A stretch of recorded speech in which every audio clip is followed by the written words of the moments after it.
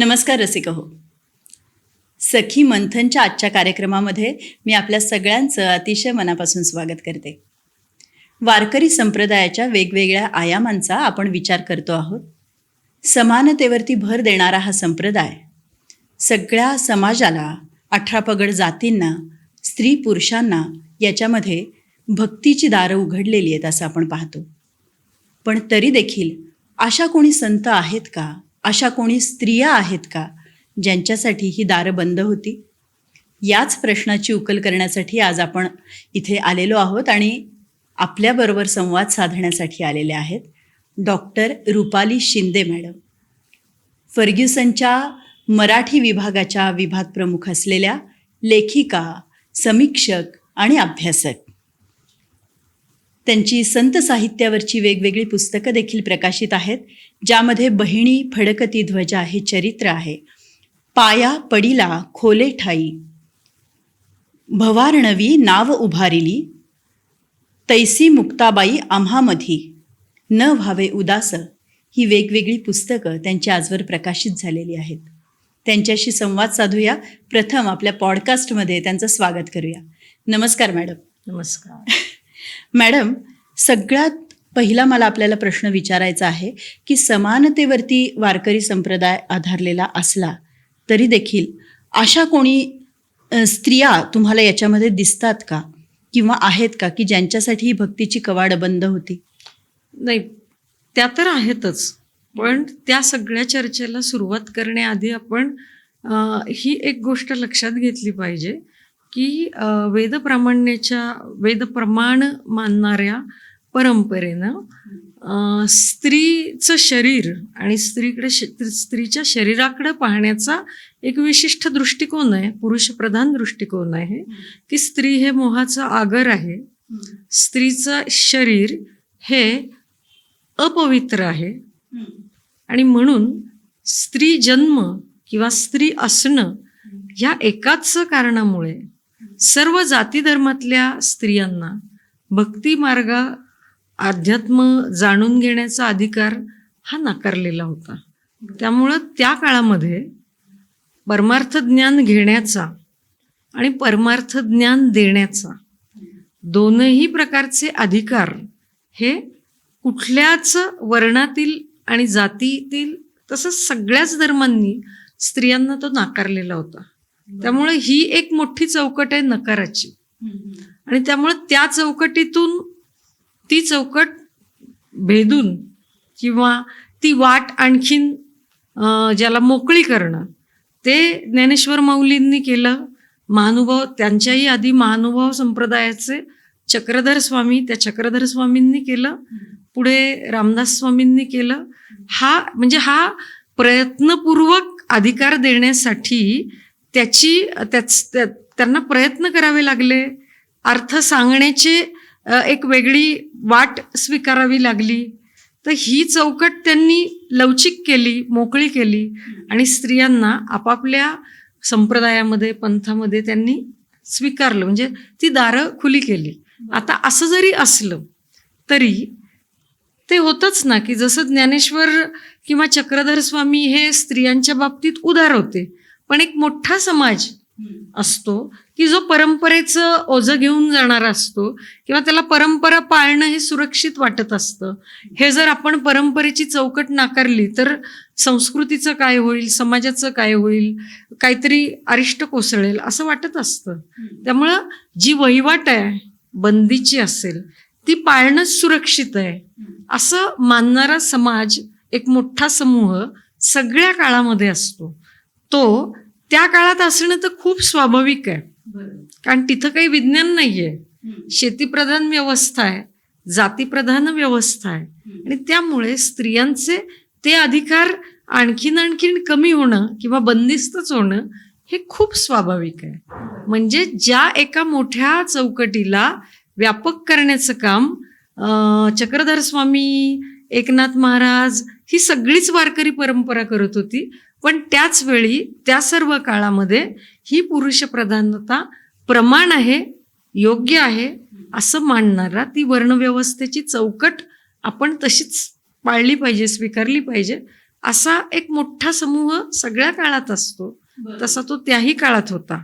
म्हणून जरी ज्ञानेश्वर माऊलींनी स्त्रियांना परमार्थ ज्ञान घेण्याचा आणि देण्याचा अधिकार दिला, स्वीकारला, म्हणजे त्याला व्यापक दृष्टीनं त्याकडे पाहिलं, पण तरीही एकाच वेळी एका व्यापक तत्वाचा किंवा मूल्याचा समाज स्वीकार करत असतो, पण त्याच वेळी परिघावर नकाराचं खूप मोठं दाट सावट असतं. त्यामुळं कोणतंही नवीन जीवन मूल्य हे स्वीकार आणि नकार यांच्या संघर्षातून प्रस्थापित होत असतं, किंबहुना ते प्रस्थापित होतच नसतं. स्वीकारासाठी किंवा समतेसाठी सर्व काळामध्ये सातत्यानं संघर्ष करावाच लागतो. त्यामुळं जरी त्या काळामध्ये एका बाजूला आपल्याला मुक्ताबाई दिसतात, जनाबाई दिसतात, पण त्याच वेळी हा सगळा अधिकार नाकारलेल्या तळागाळातल्या सोयराबाई, निर्मळाबाई दिसतात, भागूबाई दिसतात, कानोपात्रा दिसते, की जी या जाती व्यवस्थेच्याही पलीकडची देहविक्रय करणाऱ्या बाईच्या घरी मातेच्या पोटी जन्माला आलेली, तिचं पुन्हा वेगळंच आहे. तर यांना नाकारलेल्या होत्या. आणि आता याच्यात पुन्हा आणखीन फरक दिसतो, म्हणजे पुरुष सत्ता तीच असते, पण समाजातलं स्थान जे आहे स्त्रीचं, त्यानुसार त्या पुरुष सत्तेचा जाच आणि काच हा बदलत असतो. नामदेवांच्या घरामध्ये असलेली नामदेवांची पुतणी नागरी जी आहे, तिला खूप सासुरवास, मारहाण सहन करावी लागली. हे जसं दिसतं तसं बहिणाबाई ज्या शिवरकर, म्हणजे तुकारामांच्या शिष्या 17व्या शतकातल्या, त्या तर उच्चवर्णीय ब्राह्मण होत्या. बरोबर. पण उलट झालं ना, उच्चवर्णीय ब्राह्मण स्त्रीनं कुणबी असलेल्या तुकोबांना गुरु केलं, म्हणूनही त्यांना त्रास झाला. तर त्यामुळं स्त्रीला पुरुष सत्तेचा जाच हा तिचं समाजातलं स्थान काय आहे, ती कुठल्या जातीमध्ये, कुठल्या जातीशी संबंधित आहे, या बाजूनी तो अधिक प्रमाणात होत असतो. बरं. त्यामुळे पुरुष सत्ता एकटी कधीच येत नसते. आणि स्त्रीसाठी जात, धर्म आणि पुरुष सत्ता या तिन्हीच दडपण, दबाव किंवा सक्ती ही स्त्रीला सर्व काळात सहन करावी लागते. आणि तिला संघर्ष करताना एकाच वेळी तिला जातीभेदाची चौकट ओलांडण्यासाठी प्रयत्न करावे लागतात. आणि त्याचबरोबर तिचं पुरुषप्रधान संस्कृतीने जे काही स्त्रीत्वाचा मापदंड घालून दिलेला आहे, किंवा तू बाई आहेस म्हणून, ही पण चौकट, म्हणजे तिला दुहेरी संघर्ष तिला, आणि तो जितकी ती तळातली आहे तितका तो संघर्ष अधिक तीव्र आहे. अगदी खरं आहे. याच्यामध्ये तुमच्या बोलण्यातून आम्हाला हे कळलं की त्या स्त्रियांना घराची चौकट ओलांडताना सुद्धा अडचण होती, आणि समाजाची जी चौकट होती स्त्री म्हणून दिलेली, ती सुद्धा ओलांडण्यात अडचण होती.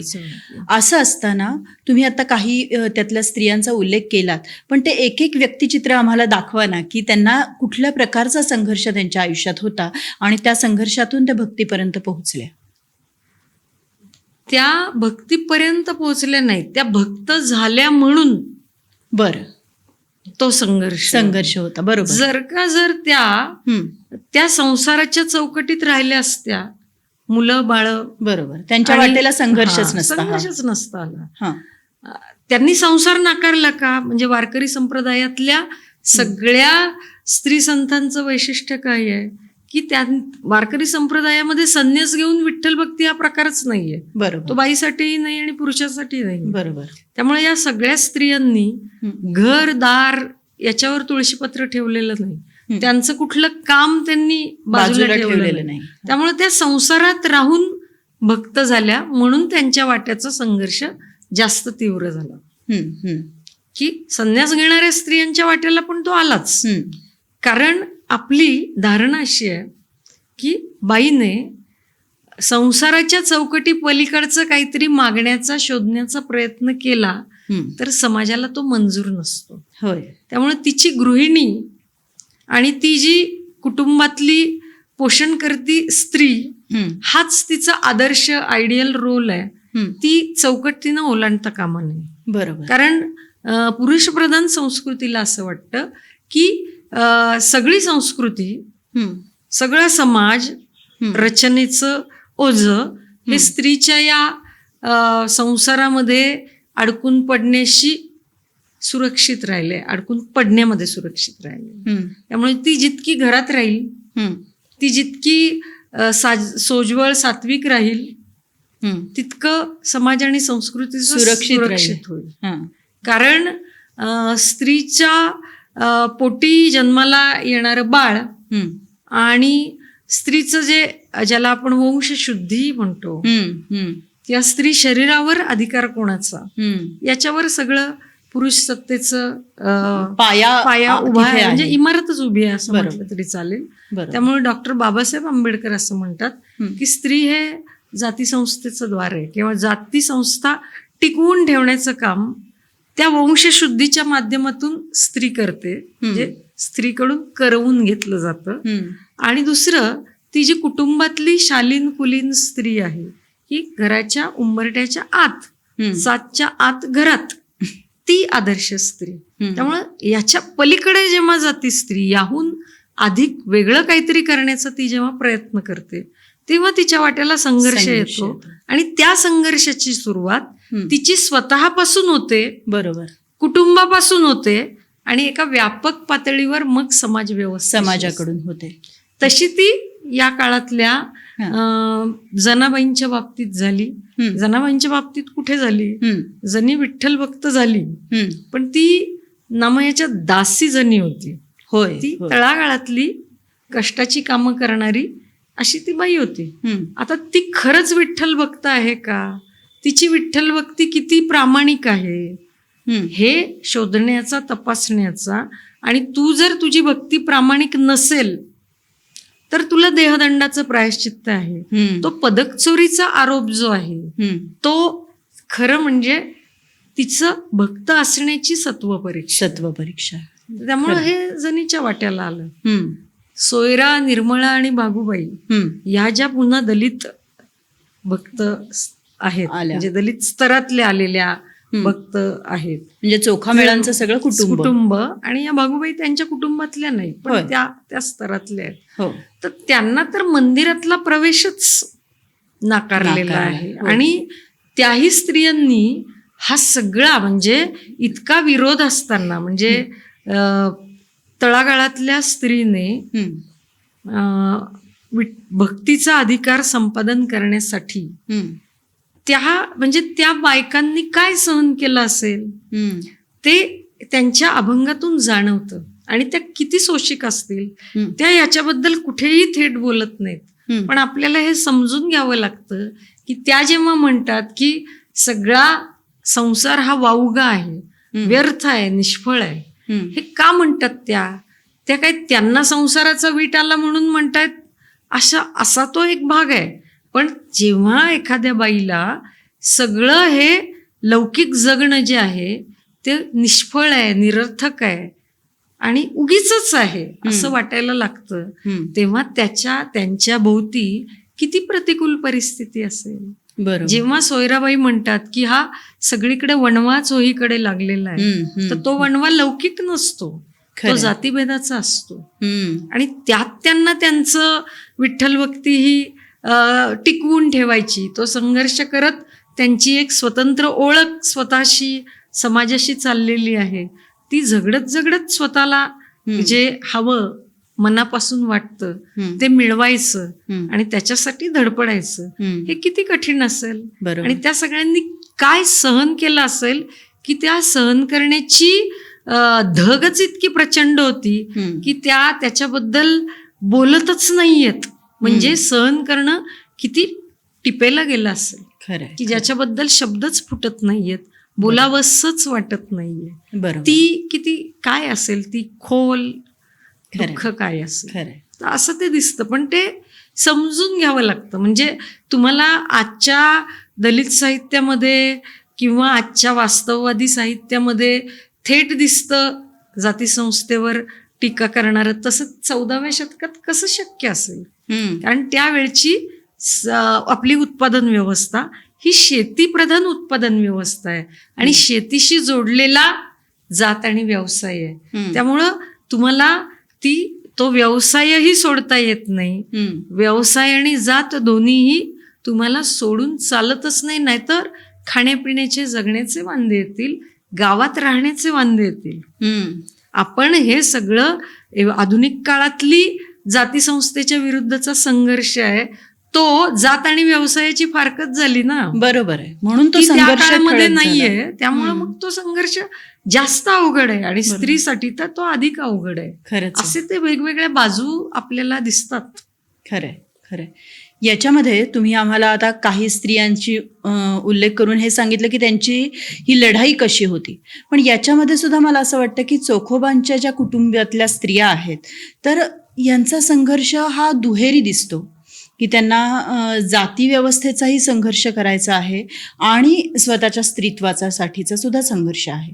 असं असताना अशा कोणत्या उच्च वर्णातल्या, जेव्हा तुम्ही म्हणालात तर बहिणाबाईंसारखं उदाहरण दिलं, अशा कोण स्त्रिया आहेत की ज्यांना खरं तर समाजाने वरच्या स्तरामध्ये ठेवलेलं आहे पण तरीसुद्धा त्यांचा संघर्ष चुकला नाही? ते वरच्या स्तरामध्ये संघर्ष आहे किंवा कुठल्या स्तरामध्ये संघर्ष आहे, हा म्हणजे स्तर कुठला आहे हा नाही. आपल्याला तो संघर्ष स्त्री केंद्रित म्हणून बघावा लागतो. कारण बहिणाबाई शिवूरकर जे आहे तो संघर्ष उलटा आहे ना.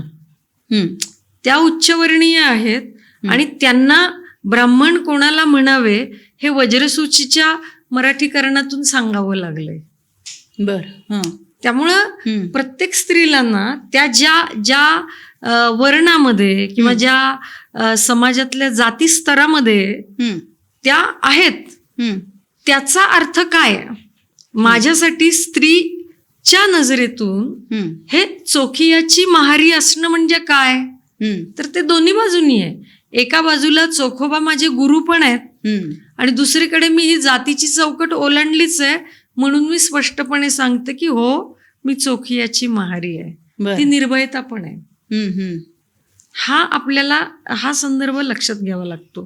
तेच जनाबाईचं होतं की मी तळागाळातली अस्पृश्य समाजातली कष्टकरी स्त्री आहे, पण माझी ओळख ही काय आहे तर विठ्ठल भक्त नामदेव रायांची शिष्या दासीजनी मी आहे.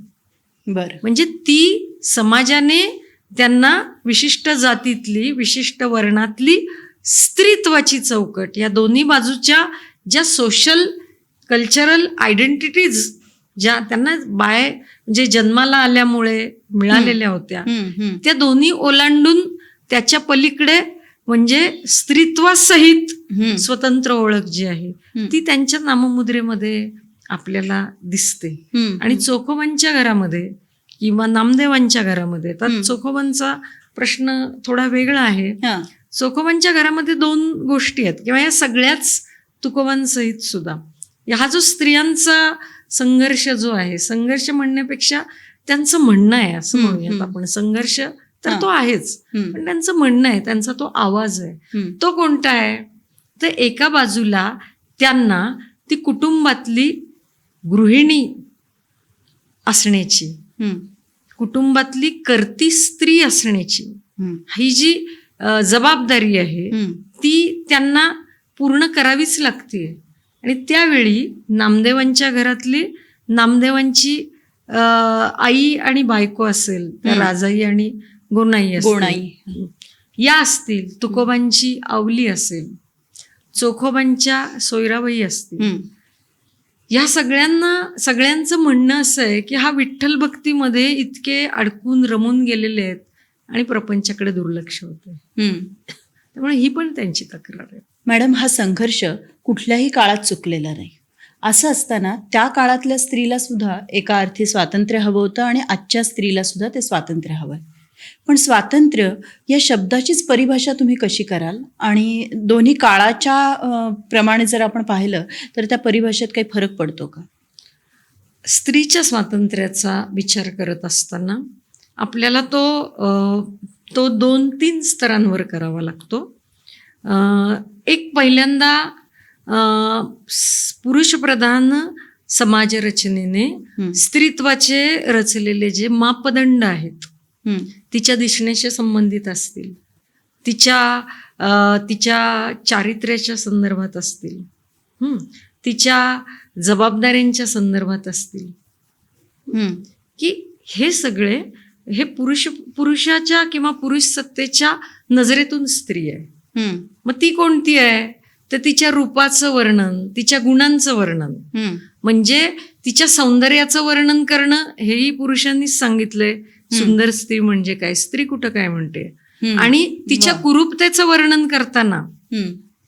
हम्म. कुब्जा सुद्धा त्यांनीच हा, रेखाटली. ती कुब्जा असेल, हाडळ असेल, भुतटकी असेल, ती सगळी ती कुठे काय म्हणते. तिच्या वतीनं हीच मंडळी बोलतायत, तिला डिफाईन करतायत. त्यामुळं पहिल्यांदा स्त्री शरीराकडे बघण्याचा पुरुष प्रधान समाज रचनेचा जो दृष्टिकोन आहे त्याच्या विरुद्ध स्त्रीला आवाज उठवावा लागतो, की शरीराच्या पलीकडे मी बरीच काही आहे, दिसण्याच्याही पलीकडे. असेन मी बुटकी, असेन मी काळी सावली, असेन मी अपंग, किंवा असेन मी खूप रूपवती, पण मी म्हणजे ह्या दिसण्यापुरतीच मर्यादित मी नाहीये. माझं अस्तित्व या दिसण्याच्याही पार पलीकडे खूप काही आहे. मग ते खूप काही आहे म्हणजे काय, तर माझ्यामध्ये माझ्या माणूस म्हणून माझ्या क्षमता आहेत, माझ्यामध्ये आणखीन विस्तारण्याची शक्यता माझ्या व्यक्तिमत्वामध्ये दडलेली आहे. तर मला काय जमतं, तर मला खूप सुंदर स्वयंपाक करता येतो, ही माझी क्षमता आहे. मला खूप छान विणकाम भरतकाम करता येतं, मला खूप छान गप्पा मारता येतात. हेही असतं ना, की सगळं काही करिअरच्याच मापात मोजण्याची गरज नाही.